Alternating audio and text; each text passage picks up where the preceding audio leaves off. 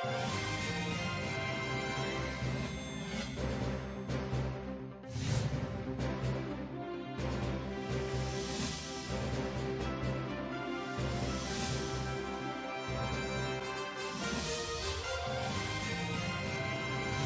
everyone, and welcome to today's Israel Update.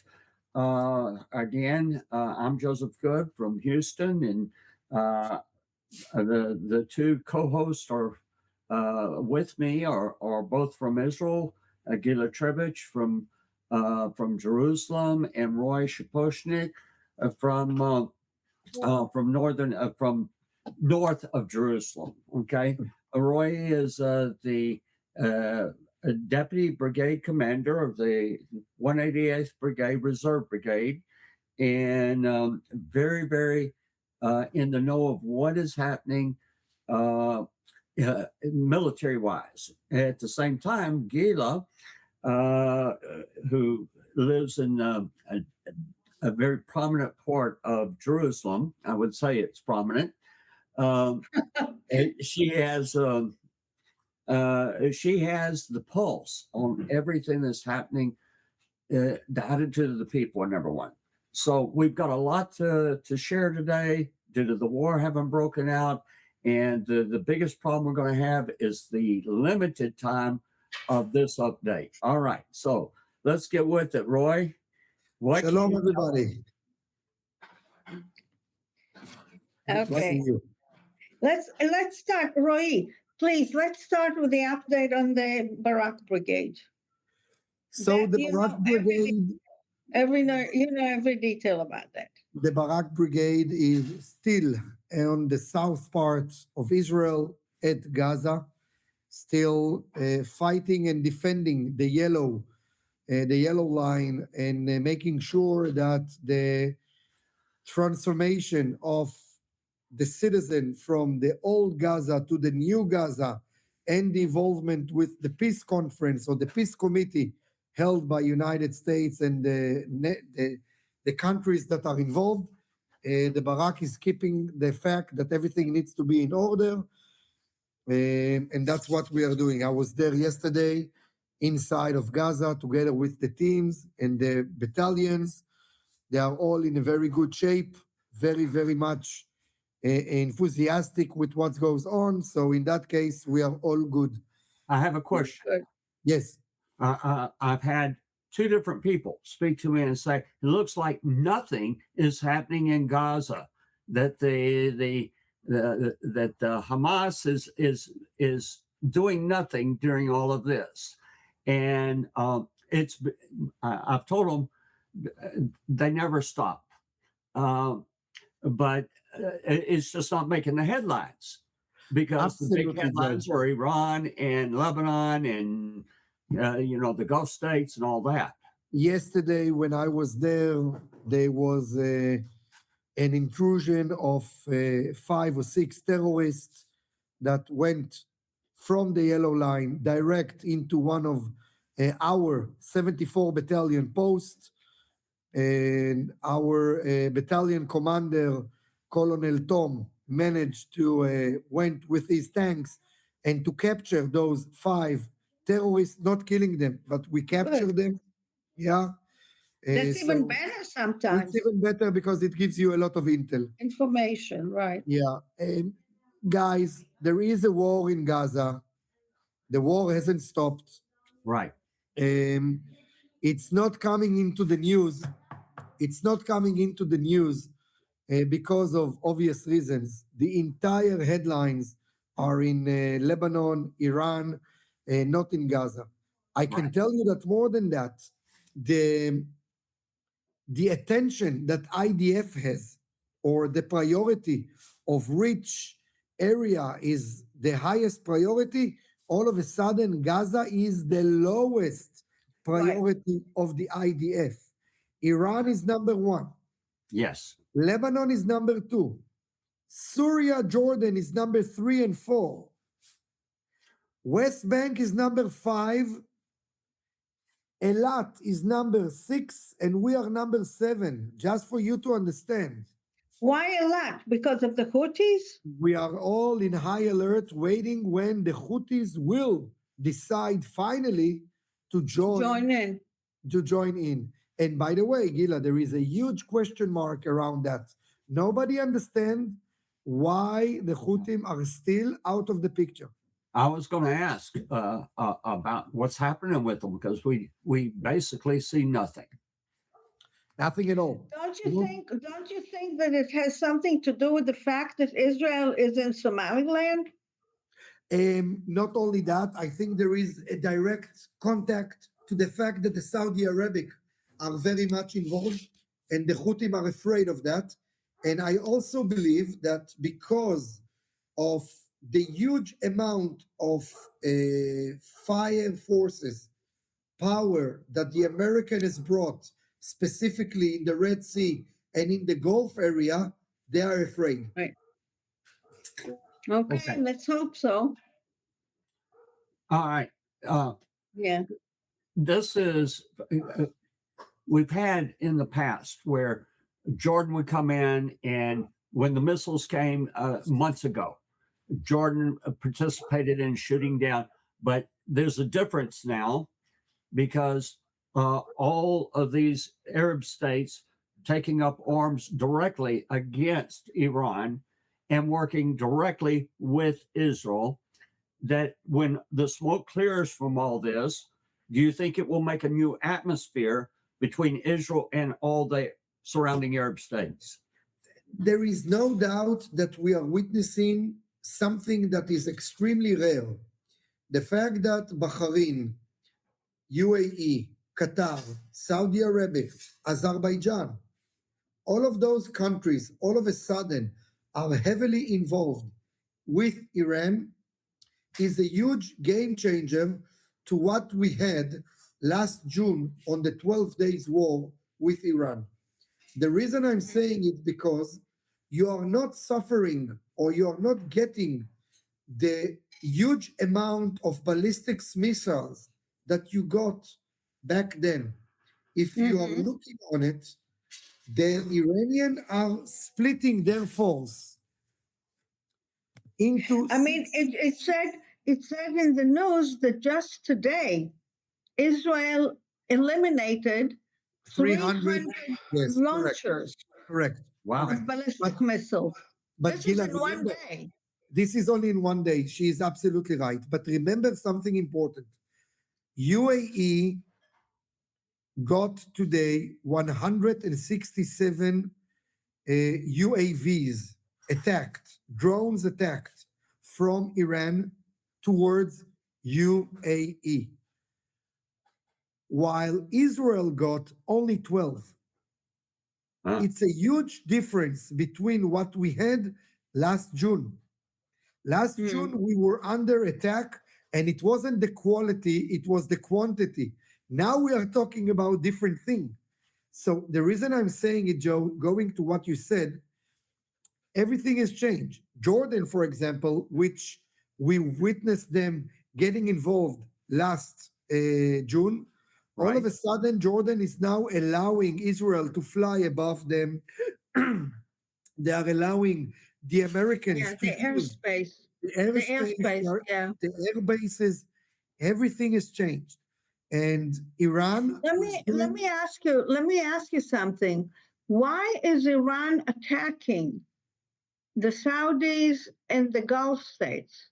And because Qatar. Iran is trying to punish. Qatar, their biggest ally. Iran is trying to punish those countries by allowing the Americans to fly from there and to attack Iran. That's the main reason.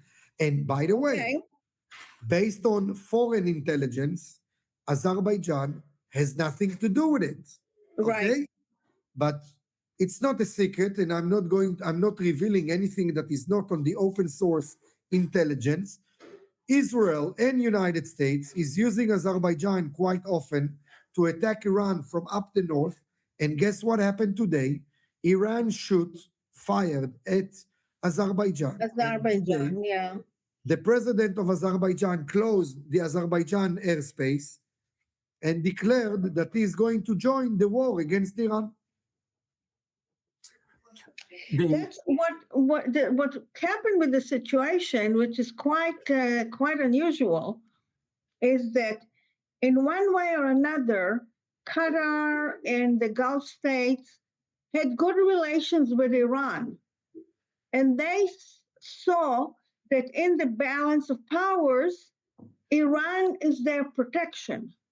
Now they're totally defenseless. And more than that, Gila, we all need to remember between UAE and Saudi Arabia, there was a huge conflict in the last Right. 8 to 9 months. Right. And by the fact that the Iranian attacked Mm-hmm. UAE and Saudi Arabia, they have reconnected. They managed to Right. rejoin yes, and get yeah. together against the Iranian. So Yeah. I am really, Yeah. really trying to understand what is going on with the Iranian leadership, if there is any, by the way. I Mm. think that right now Well, they they just elected a new leader. the new leader. Yeah. Well, And any new leader of Iran, I think he has a very short term. I agree Right. on that. I mean, We hope so. We hope so. I would imagine that everyone hopes they don't get elected to that. But two But- things that I am worried about. Yes, Yeah. One is we are almost a week. Okay, we're going to be a week tomorrow night. Right. Israel and the Americans really bombed a huge amount of military bases, of presidential or governmental buildings and signs, and things that are really created connected to the government. The Revolutionary Guards Yes. and the Besieged, which is also another branch of the police. yeah, And And what Yeah. I'm worried about, I was under the assumption that once Israel and the United States will do that, you will get from the bottom, from the people, you will start to get the riots that was in Iran a month ago, the riots that everybody says that is going to create the revolution. Guys, I want to say something important. You cannot change leadership by attacking from the air. If it's not coming from the ground, it will Right. never happen. right. And I have a big question mark around that. Now, I just read that President Trump is encouraging the Kurds to Right. enter from Iraq and to become the ground force over there. yeah. I heard the same this morning. Yeah. For Yeah. me, it's a huge question mark because I don't see how the Kurds are going to rescue the nation of the Iranian people if it's not coming directly from them. But again, Well, but there's another element. Iran is not exactly a unified entity. It's Correct. not like a Jewish state or an American state. It has so many minorities that by and large hate the central government. true. And there's always a fear of them breaking away. I agree. But you can only imagine that will be a united, Yeah, they will be united against this regime. right. And I don't see it at this stage. And this, for me, as someone that is looking from far away, of course, from a distance, it's a huge question mark to understand how come the youngsters are not marching in the streets. There's another big problem. There is no clear leader Correct. to this. You can't call it a revolution yet, but to the demonstrations and to centralize the whole feeling against the existing government. They know they don't want it, but they don't know what they can replace it with. Agree. That's the big. Oh. Although I read, so it's nothing secret, that both the Mossad and the CIA are talking to certain people inside Iran I hear the same about things. taking over. And there is no doubt, by the way, that there are conversations with a kind of opposition on the other side. Right. Let's wait and see. There's a big question and everything is up in the air at this point, True. and literally up in the air. Literally up in the air. The only thing that I found kind of almost amusing is that the Israeli jet fighters go to Iran, they do the bombing they need to, and then I guess they refuel and they go and bomb in Lebanon on the way back to Israel. Not only that, if they have enough bombs on them, I don't know if you know, I want to tell you a small secret. An airplane that is taking off with bombs is not able to land with the bombs. He has to drop the bombs. I don't know if you ever knew that. Yeah. So on his way back, if he has bombs, either that he's throwing it on Lebanon or he's coming over Gaza and he's getting a target over there and he's throwing it in Gaza. But yes, Gila, you're absolutely right. Let me ask you about the Straits of Hormuz. Yeah. That's a key point right now. It's a key point, has a huge impact on the global world economy. Yeah. But let's all remember something important. President Trump mentioned that the Iranian Navy is a very nice Navy, but they ran out of Navy. Yeah. He sank all the ships in the Straits of Hormuz, and he said, other than that, they're doing great. The only question is whether the Iranian did plant under the water the sea bombs. Torpedoes. Not torpedoes, mokshim, detonators. Mines. Correct. Yeah. And that is the point. Because if one civilian ship will get hit on the Hormuz, I believe that all the stock exchange, the markets in the world will go dramatically, will drop down and will go into red. And that will influence Trump and the other leaders in the world to decide when they are going to finish the attack. The fact that right now it's still open and the American Navy, which is doing an amazing job, is protecting those ships over there, that gives Wall Street and the Israeli Stock Exchange and all the others to remain green. But if we will reach to red color, we are in a big problem. But people were saying that about everything that's happening. If one soldier is killed, everything's gone. If one ship is attacked, everything goes. It doesn't seem to work this way. It's like we're scaring ourselves, and that's not reality. Yes, correct. But I don't know. I don't know. Again, it's nobody is sure.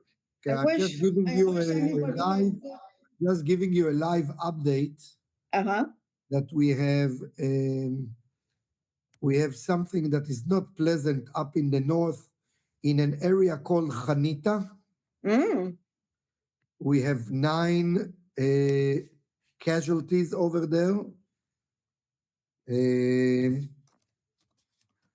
From anti-tank missiles that has been fired towards that area right now. I don't know all the details. I'm getting it as we speak. So I'm sorry. So that leads us, Joe, to what goes on in Lebanon, with your permission. Sure. So I will give you the correct status right now of Israel in Lebanon.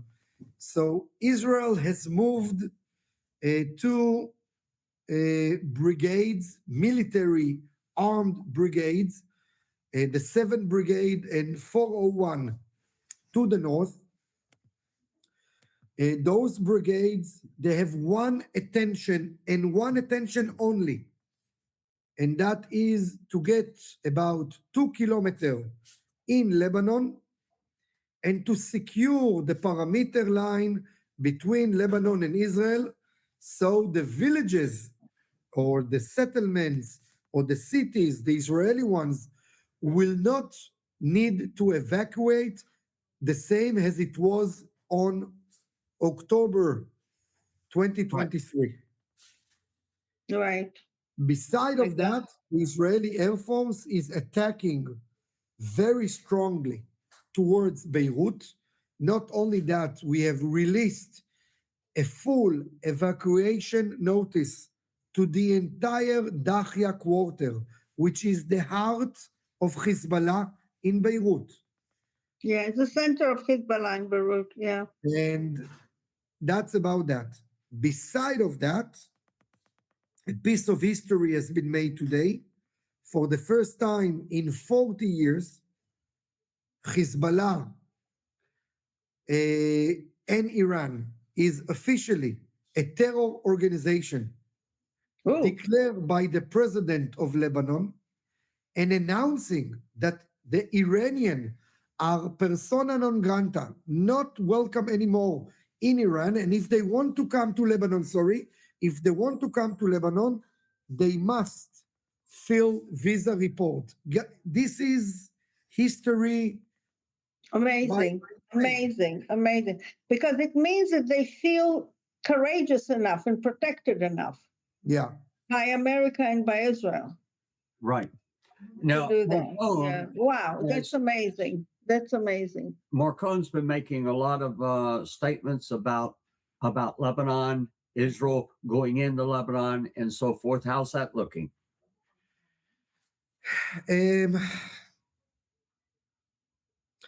It's very sensitive. Let's put it like that. Yeah, I can It's imagine. very sensitive. Look, Hezbollah is firing right now towards Israel in a wide range of areas.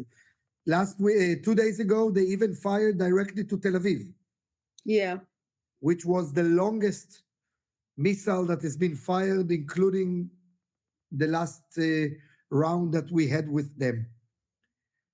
They are trying to achieve a kind of a military achievement by entering with their guerrilla forces, with the Radwan force, into one of the villages up in the north. I believe that that's what they're trying to do. Yesterday, Qasem Naim, the Hezbollah leader, I'm sorry.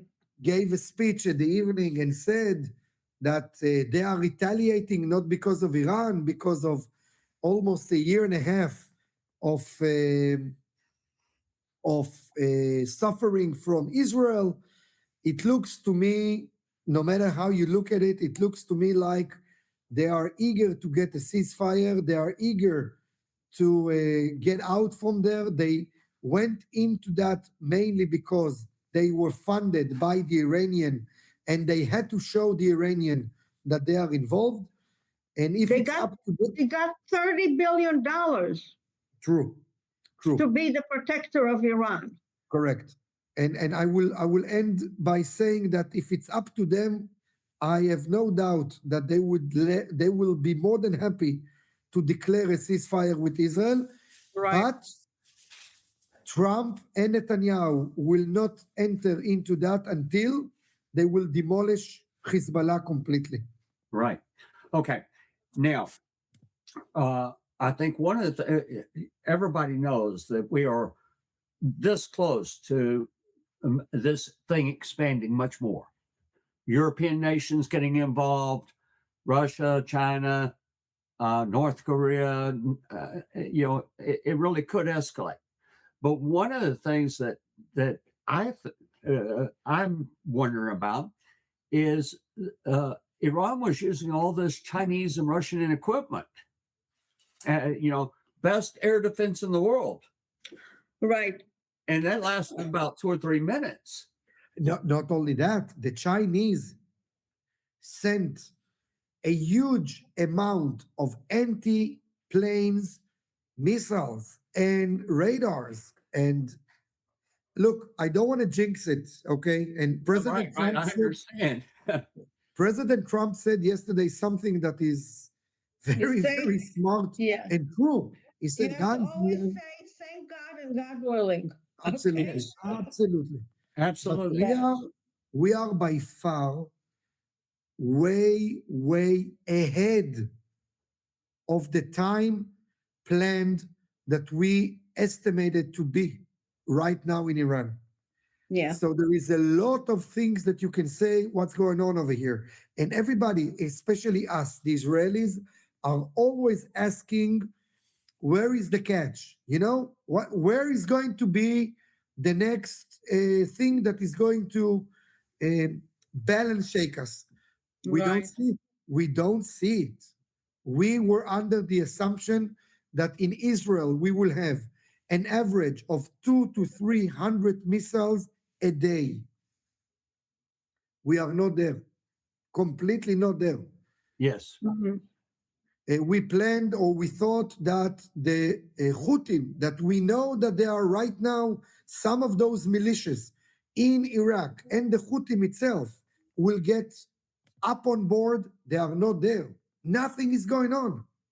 Yeah. So either they are scared because they see the amount of fire that Israel and United States has been brought upon them, or we manage by a very good intel, we manage to hit the snake Okay.